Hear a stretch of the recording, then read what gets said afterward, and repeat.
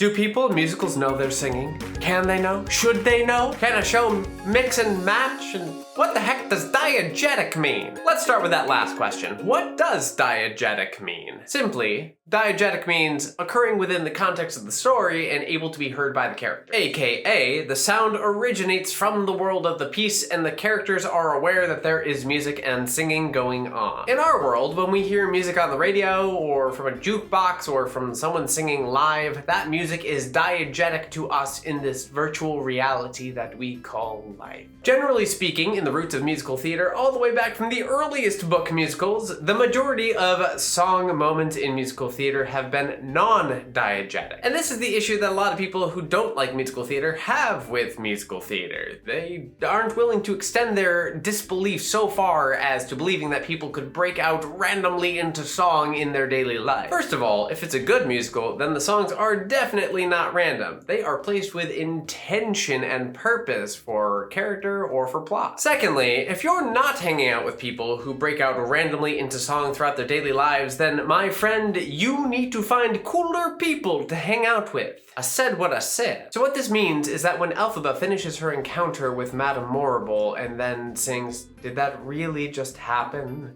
she's not aware that there is music or that she is singing. Elphie is just continuing to live her green little life and have a complex moment of processing and desire, just in song form and through lyrics instead of through prose or just simply in her head. And this transition point from scene into song can be utterly baffling, especially to new musical theater writers. How do you make it sound natural to go from spoken scene dialogue directly into a song moment that's non-diegetic without it sounding cheesy or forced? But that's a whole nother video for a whole nother day. Built directly into the foundations of what makes a piece of theater a musical is this concept of having the music be a part of the storytelling and not treated as something that is separate. That being said, there are of course diegetic songs in musical theater as well. In fact, there are shows that are solely based on their premise around the idea of diegetic music. One that pops immediately to mind is Kander and Ed's Cabaret, a show that takes place,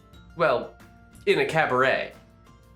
Aptly named. When characters are performing their cabaret numbers, they are aware that they are in the Kit Kat Club on a stage singing for an audience. Diegetic! Now, does this mean that the story stops because of these songs? Nope. Well, at least it shouldn't in a musical. Cabaret does an excellent job of continuing the emotional movement of the story, the plot, the world building, the character development throughout these songs. It's part of what makes that score so effective. There's another example of diegetic music in this show as well, and that is every time you hear the song "Tomorrow Belongs to Me," an anthem that is for the then up-and-coming Nazi party. There is an utterly chilling moment when the entire room of the cabaret space is singing this song, except for our main characters. And you know that everyone singing this song as a character is choosing to sing this song. We learn a lot about people in that diegetic song moment. But not even this show is entirely diegetic. Musical theater has always contained a mixture of diegetic and non-diegetic songs. By the way, if you're finding this video interesting or useful at all, please give it a little like so it can spread to more wonderful people like you. Thank you. If we look all the way back to what is generally considered the first book musical, Showboat, in 1927, we can see that immediately there was a mixture of both types of songs. The first song in the show, Make Believe, is a playful moment between two characters that takes us directly from the spoken dialogue of the scene into the song moment as a continuation of that scene. The second song of the show, Old Man River, could be argued both ways. The dialogue sets up the song as though it is going to be non-diegetic, but Joe sits alone on stage to sing the song. And it's in a song style that we would believe could be from the time, place, and culture, so it leaves you wondering, is it non-diegetic? But the third song in the show, Can't Help Lovin' That Man, is absolutely diegetic. And we know this because when it begins, it becomes a plot point in the show. Julie starts singing the song, but then is interrupted by Queenie, who is surprised that Julie even knows that song. Queenie then asks Julie to sing the entire song.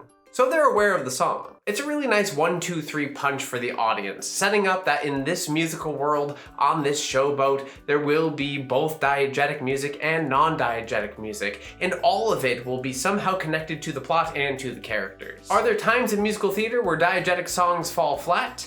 Yeah, I think so. Most of the time, it's because the song moment isn't doing any clear work. The audience doesn't know what we're doing and why. And that's why intentions are so incredibly important. Now, does this conversation have anything to do with the genre of the music, the style of the music? Ultimately, no, but it definitely could have an effect. And if you want to know more about the topic of writing different genres of music into your musical and the different effects, then you should watch this video next. Otherwise... Thank you all for being here with me today, and I'll see you again soon. Cheers!